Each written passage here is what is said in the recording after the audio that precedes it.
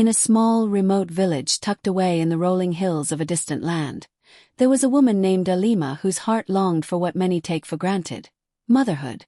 Every day, she dreamed of cradling a child in her arms, but life, cruelly, had not yet blessed her with a baby. Her sorrow was compounded by the whispers of the villagers, the mocking laughter of her mother-in-law, and the stinging silence that filled the house when she was alone with her thoughts. The pressure was unbearable. In the depths of despair and seeking solace, Alima made a decision, one that would haunt her for years. She stole a baby from the sacred shrine of the village, a place believed to hold the power to grant miracles. But in the wake of her desperate act, would she find the peace she sought, or would her world crumble under the weight of her choice? If you are new to this channel, please like, share and subscribe, and tell us where you are watching it from. Your support helps us tell more stories. Alima rose from the corner, her hands still trembling, and walked slowly towards the door. The night air was cool against her skin, but it did nothing to quell the heat inside her chest. She moved through the darkness with a quiet determination, her footsteps muffled by the thick grass beneath her feet. The village lay behind her, the flickering lanterns casting shadows on the ground, but she was no longer tethered to that world. Her heart pounded in her chest as she made her way toward the forest. Each step felt heavier than the last, but her need to find an answer outweighed her doubts. The stories of the shrine echoed in her mind, fueling her resolve. She had heard whispers about its sacred power since she was a little girl, but she never imagined she would find herself standing at its threshold. The path to the shrine was narrow and winding, tangled with vines and thick foliage. The further she ventured, the more the sounds of the village faded away, replaced by the eerie quiet of the forest. The moonlight barely pierced through the canopy above, casting long, jagged shadows across her path. Her breath came in short gasps, but she pressed on, guided only by the faint glow of the shrine ahead. Finally, after what seemed like hours, she arrived. The shrine stood in the heart of the forest, a simple structure made of stone and wood, ancient yet untouched by time. Alima stood there, rooted to the spot, her eyes wide with awe and fear. The air was thick with an energy she could almost taste, as though the earth itself was holding its breath. The shrine was said to be a place of miracles, but it was also a place of great risk. To take from the gods was not a decision made lightly. In the stillness of the night, Alima's gaze fell upon the altar at the shrine's center.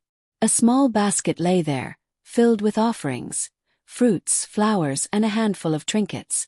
And nestled within the basket, wrapped in a soft woven blanket, was a baby. A child no more than a few months old, its chest rising and falling gently with each breath. For a long moment, Alima stood frozen, her heart racing. The child was so small, so perfect, and yet it did not belong to her. The gods had placed the child here, but for what purpose? Was this a test of her faith or a cruel temptation? She stared at the child, her thoughts a whirlwind of confusion and longing. She had dreamed of holding a baby in her arms for years, had prayed for the day when her own womb would bear fruit. But now before her was the answer to her prayers, if only she could reach out and take it. With a shaky breath, Alima stepped forward. Her hands, trembling with a mixture of fear and hope, hovered over the child. In that moment, the weight of her decision pressed down on her like a storm cloud. Could she take what wasn't hers? Could she steal a child from the gods themselves, all for the sake of her own desperate desire? But as the silence of the night stretched on, the answer became clear. The pressure inside her chest grew unbearable, and she could no longer stand the weight of the empty arms she had carried for so long. Temptation was too great. She reached down, her fingers brushing the child's soft blanket, and without another thought, she scooped the baby into her arms. The moment her hands touched the child, a strange sense of peace settled over her. She had done it. She had taken the child from the gods, and in that moment, she felt the ache in her heart begin to ease. But as she turned to leave, a small voice in the back of her mind whispered, "What have you done?" Alima didn't answer. She couldn't. She fled the shrine, the moonlight casting her shadow long and dark behind her, as if the forest itself were chasing her. She didn't stop until she reached the safety of her home, the child still cradled in her arms. But deep inside, Alima knew that this was only the beginning. The villagers would ask questions. The gods would demand answers. And her journey toward motherhood, though filled with hope, was bound to lead her down a path fraught with consequences. As she entered her home, her husband Demba was asleep, unaware of the decision she had just made. Alima placed the baby in the cradle she had prepared months before, her heart swelling with a mix of love and guilt. She had stolen this child, and in doing so, she had stolen a part of herself. But for now, she could only look at the baby in her arms and hope that the peace she felt was not a fleeting illusion. Tomorrow the consequences would come. But tonight Alima was a mother. The path to the shrine stretched before Alima, an endless ribbon of earth and stone winding through the dense forest. Her feet brushed against the thick undergrowth, each step pulling her deeper into the wild heart of the land. The trees loomed overhead like silent sentinels, their twisted roots reaching out to trip her as if warning her of the path she had chosen. The elders had spoken of the shrine only in hushed tones, their faces shadowed with a mix of reverence and fear.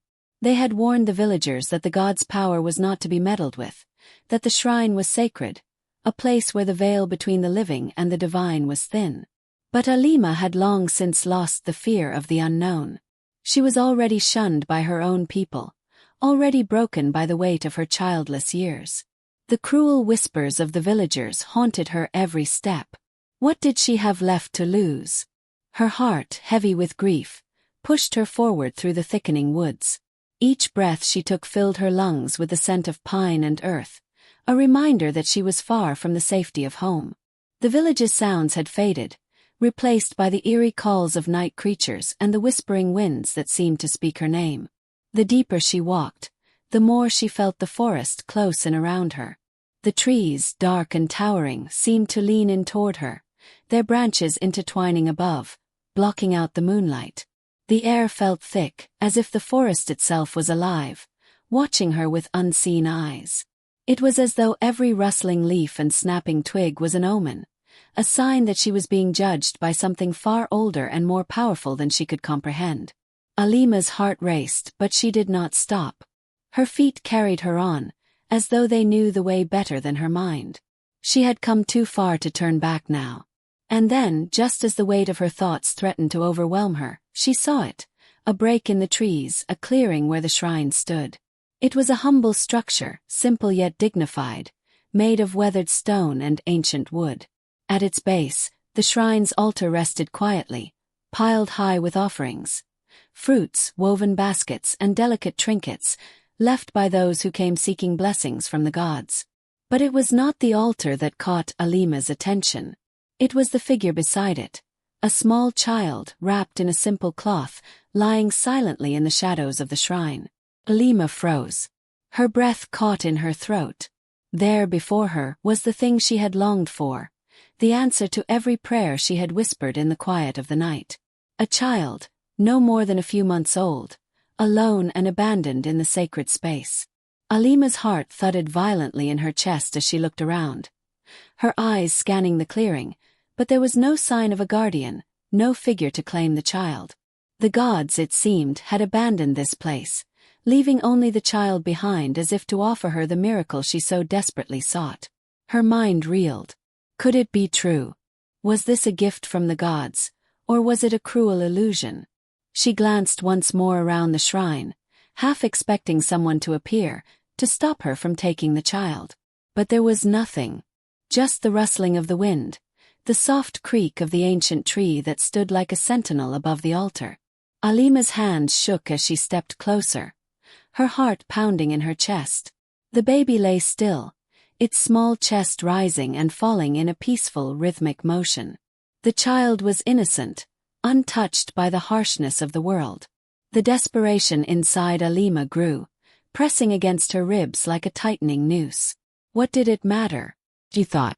What did it matter where the child came from? The years of pain and longing had led her here, and this child, was the answer to everything. The child was hers now. With trembling hands, she reached down, cradling the tiny body in her arms. The baby was so small, so fragile, as though it could slip from her grasp at any moment. Alima's chest tightened as she pulled the child close, its warmth filling the emptiness she had carried for so long. A sob escaped her lips, raw and unrestrained. She had done it. She had taken the child. Without another thought, Alima turned and fled the shrine, her footsteps quick and hurried as she made her way back through the forest. The weight of the baby in her arms was both a blessing and a burden, but she did not care. She did not stop. Not once. She couldn't. The forest seemed to close behind her, as though the trees were swallowing the path she had just walked. But Alima didn't look back. Her future, her salvation was in her arms. She would return to the village. She would make this child hers. No one would ever know the truth of where the child had come from. Only Alima and the gods would ever know what she had done. And with that thought, she disappeared into the night, the baby held tightly to her chest, never once glancing back at the sacred shrine she had just desecrated. Alima walked through the village, her steps hurried but silent. The night wrapped itself around her like a cloak, muffling her every movement. The weight of the child in her arms felt both reassuring and suffocating. His tiny body was warm against her chest, his soft breath steady and rhythmic. But in the silence of the night, her thoughts were a storm, torrential, turbulent. Had she done the right thing? She wondered. Was she a mother, or had she become a thief in the eyes of the gods? Her mind whirled with questions she couldn't answer, but one thing was certain. This child, this precious boy, was hers now. He was her chance at a happiness she had long given up on. And as the village lay still and dark around her, she clung to that small glimmer of hope. She wasn't empty anymore. For the first time in years, her arms were full. She entered her home as quietly as a shadow, careful not to wake her husband, Demba, or anyone else in the village. The house felt too still, too quiet without the usual sounds of life. The warmth from the hearth cast long shadows across the walls, and Alima moved with deliberate slowness, the child cradled gently in her arms. Her heart pounded in her chest with a mixture of joy and fear. She was carrying a secret, one that would change everything.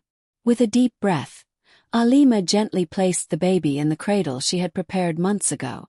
The cradle, once a symbol of her unfulfilled hopes, now held the life she had longed for. She gazed down at the child, his dark curls soft under the moonlight, his face serene in his sleep. The weight of her actions pressed on her, but in that moment, the overwhelming emotion was relief. She was a mother. The years of longing, the silent prayers, had led her to this moment.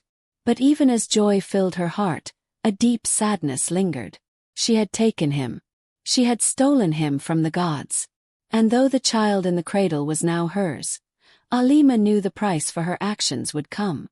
The following morning, Demba awoke to the sight of the baby lying in the cradle. His eyes widened in surprise, confusion, and wonder. He sat up slowly, his gaze flicking from the child to Alima, who stood nearby, her hands wringing together. He blinked, disbelieving. Where did this child come from? His voice was thick with disbelief. Alima's heart thudded painfully in her chest. She had rehearsed the words 1,000 times in her head, but now they felt like a betrayal. She swallowed hard before speaking, her voice barely above a whisper. I found him. In the shrine. Demba stared at her, the lines of his face softening as the shock began to fade. His lips parted in a smile, and for the first time in months, the weight of sorrow lifted from his face. We are blessed, he said, his voice filled with awe. Alima smiled weakly, but her heart sank. Blessed, he called it. But she knew the truth. The gods had not blessed her. She had taken this child, and the consequences of that choice would come. She could feel it deep in her bones. She could not hide from what she had done. Soon the villagers would ask questions. The elders would know. And when they found out, the consequences would not be gentle. But for now, in the quiet of the morning, Alima allowed herself to hold on to the hope that maybe, just maybe, she had found her salvation, even if it meant paying a price she wasn't yet ready to face. Days passed, and the once glorious joy Alima felt in motherhood began to fade, replaced by a quiet, constant ache. The village's watchful eyes grew sharper, more scrutinizing. Whispers swirled in the air, carried on the wind and hidden in hushed conversations. Where had the child come from? They wondered.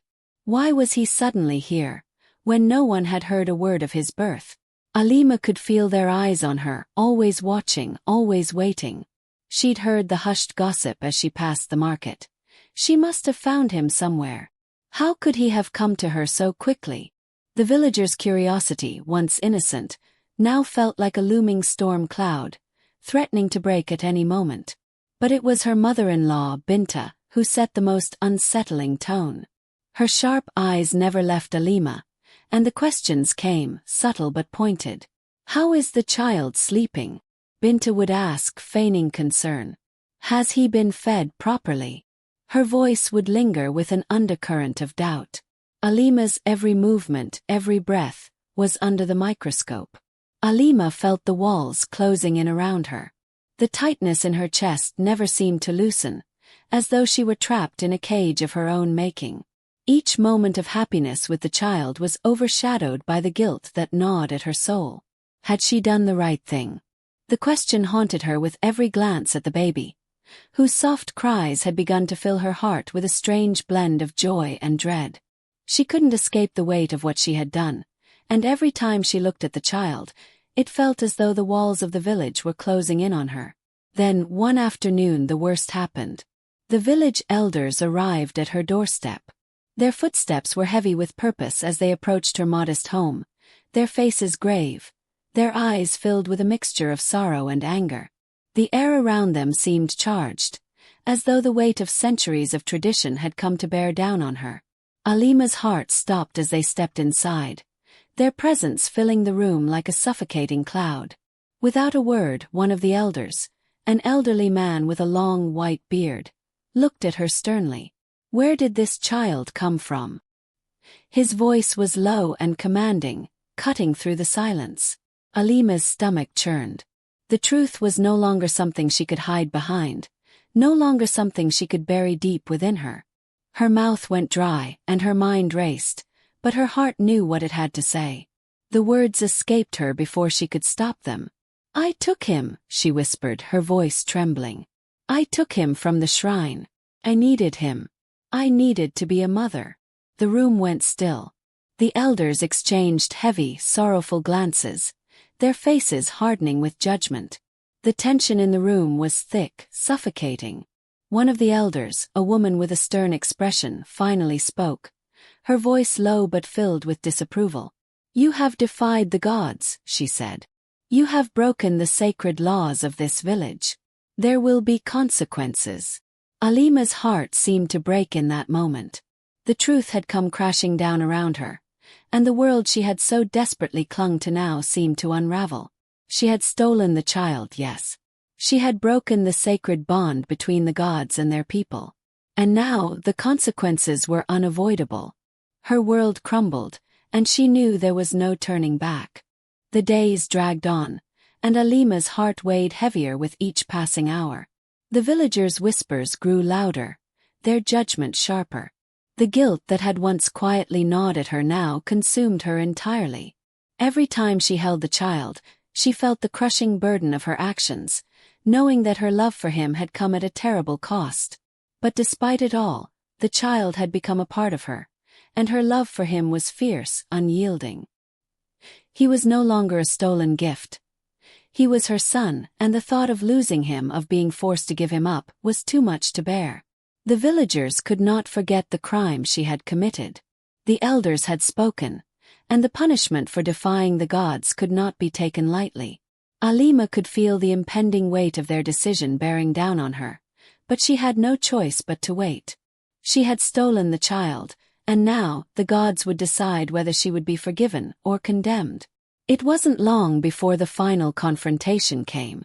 Alima found herself standing once again before the shrine, the very place where her life had changed forever.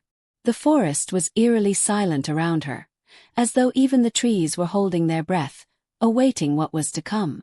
The elders gathered around her, their faces solemn, their eyes filled with judgment. The child rested quietly in her arms, his small form so fragile, so innocent.